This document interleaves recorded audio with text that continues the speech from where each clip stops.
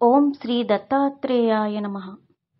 దత్తాత్రేయ స్తోత్రాన్ని ఎవరైతే పఠిస్తారో వారికి శత్రుభయం, రోగభయం ఉండదు. మరియు మనం తెలిసి తెలియక చేసిన అపరాధాలు ఏమైనా ఉంటే అవి తొలగిపోతాయి.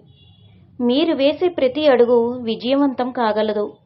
అసలు దత్త అనే స్మరణ చెయ్యాలంటే పూర్వజన్మల సుకృతం ఉండాలి.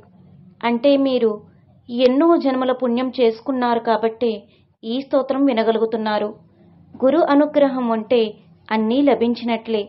శ్రీ దత్తాత్రేయుని అపదుద్ధారక స్తోత్రం వినడం వల్ల కష్టాలు దరిచేరవు, ఆపదలు తొలగిపోతాయి, మీ జీవితం విజయవంతం కాగలదు. శ్రీపాద శ్రీవల్లభత్వం సదైవ శ్రీదత్తాస్మాన్ పాహి దేవాదిదేవా. భావగ్రాహ్య క్లేశ హరిన్ సుకీర్తే ఘోరత్కష్టాదుత్తరస్మాన్ నమస్తే. త్వం నో మాతా త్వం పితాస్తోతిపస్త్వం త్రాతా యోగక్షేమకృత్ సద్గురుస్త్వం. త్వం సర్వస్వం నో ప్రభో విశ్వమూర్తే ఘోరత్కష్టాదుత్తరస్మాన్ నమస్తే.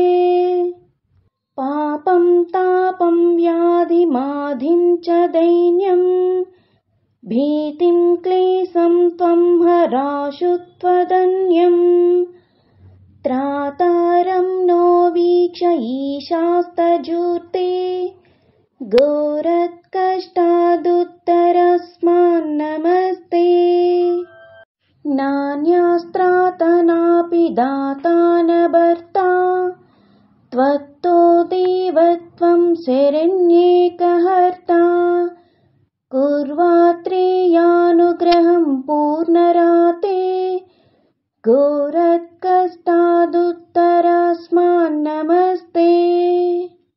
ధర్మే ప్రీతిం సన్మతిం దేవభక్తిం సత్సంగాప్తిం దేహభుక్తిం చ ముక్తిం.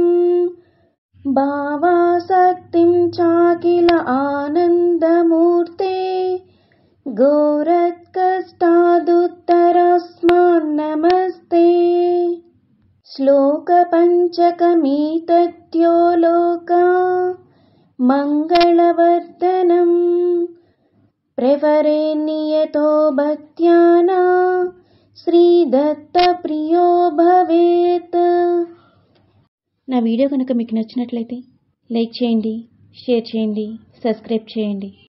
ఆఫర్ ప్రోడక్ట్స్ కోసం క్రింద డిస్క్రిప్షన్లో ఇస్తున్న నా టెలిగ్రామ్ లింక్ని క్లిక్ చేయండి.